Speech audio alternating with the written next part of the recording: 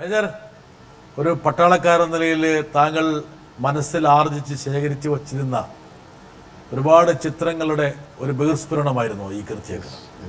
Story ചെയ്ത് മുഴുവൻ ഒരു സിനിമയിലേക്ക് താങ്കൾ പരിഭാഷപ്പെടുത്തി.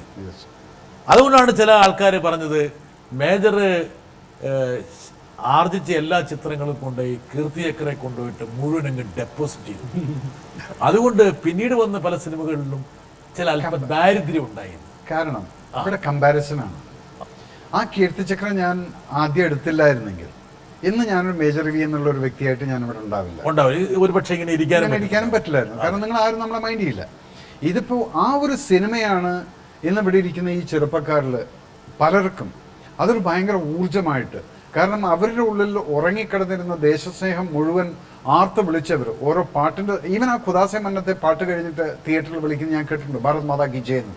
ആ സിനിമയ്ക്കകത്ത് ഒരു സ്ഥലത്ത് പോലും ഞാൻ ഡയലോഗ് എഴുതിയിട്ടില്ല ഭാരത് മാതാ കി ജയ് എന്നുള്ളത്, ഒറ്റ സ്ഥലത്ത് പോലും ഇല്ല. പക്ഷെ ജനങ്ങൾ വിളിച്ചു. ആ വികാരം എനിക്ക് കൊണ്ടുവരാൻ സാധിച്ചുവെങ്കിൽ അത് സത്യമായിട്ടും 6 വർഷത്തിന്റെ പരിശ്രമമാണത്, 8 വർഷത്തിന്റെ പരിശ്രമമാണ് ആ കഥയെഴുത്ത്. ഇപ്പൊ ഈ കേട്ടിരിക്കുന്ന ഡയലോഗ് എഴുതുന്ന സമയത്ത് അതിനകത്ത് ഞാനെന്നുള്ള കമാൻഡോ എൻ്റെ ഒരു സഹപ്രവർത്തകന്റെ ഡെഡ് ബോഡി പോകുന്ന സമയത്ത് ഏതെങ്കിലും ഒരുത്തി വന്നിട്ട് അതിനെ പ്രശ്നം ഉണ്ടാക്കാൻ വരികയാണെങ്കിൽ ആ സമയത്ത് ഇതായിരിക്കും എൻ്റെ ഡയലോഗ്. ഇത് ഞാൻ കൊടുത്തിട്ടാവാം, അത് കഴിഞ്ഞിട്ട് ഞാൻ നിങ്ങളോട് ഉത്തരം പറയാം എന്നുള്ളത്. അത് ലാൽ സാർ പ്രസന്റ് ചെയ്യുന്ന സമയത്താണ് ഒരു നടൻ എന്നുള്ള ചെയ്ത് he lived to that commando major മഹാദേവന്റെ ക്യാരക്ടറിലേക്ക്. He is living to that character. He is not Mohanlal the. അപ്പം അത് ഞാൻ അന്ന് എഴുതിയിരിക്കുന്നു എന്ന് പറഞ്ഞാൽ പല രാത്രികളുണ്ട് ബ്രിട്ടാസ് 2-3 മണിക്കൊക്കെ എഴുന്നേറ്റിരുന്നിട്ട് ഡയലോഗ് എഴുതിയിട്ടുണ്ട്. ഇരിക്കുന്ന നേരത്തെ ചോദിച്ചാൽ എൻ്റെ കണ്ണ് നിറഞ്ഞുമില്ല.